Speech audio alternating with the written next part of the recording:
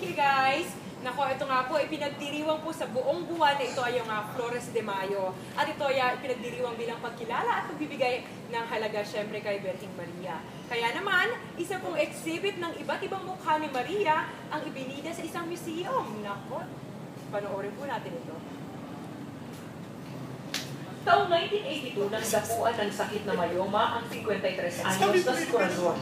Pinayuhan siya ng kanyang doktor na magpa-opera. Pero dahil sa kapusapera, inasa na lamang niya sa himala ang kanyang karamdaman.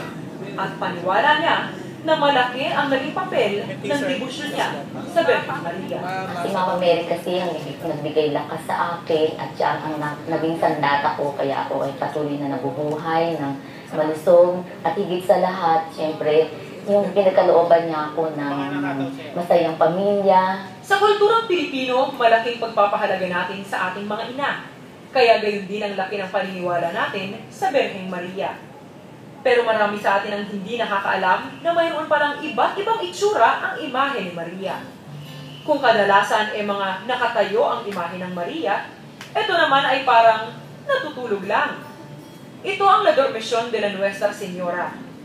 Ito naman ang replika ng kauna-unahang imahe ni Maria na kinilala sa bansa. Ang tunay na imahe nito ay tinatayang 400 hanggang 600 years old na. Tampok sila sa Grand Marian Exhibit sa Valenzuela na naglalarawan ng iba't ibang mukha at anyo ni Birheng Maria.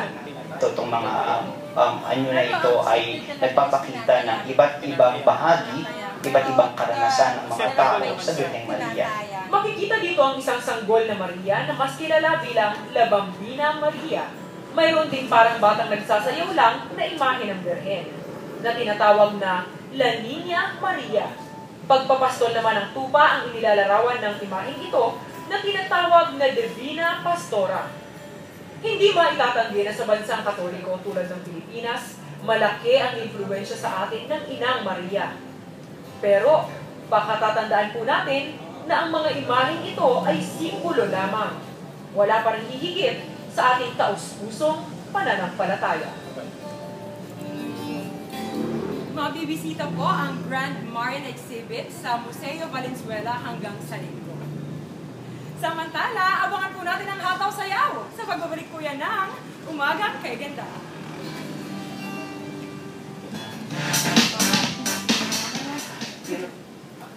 Is the second most common disease.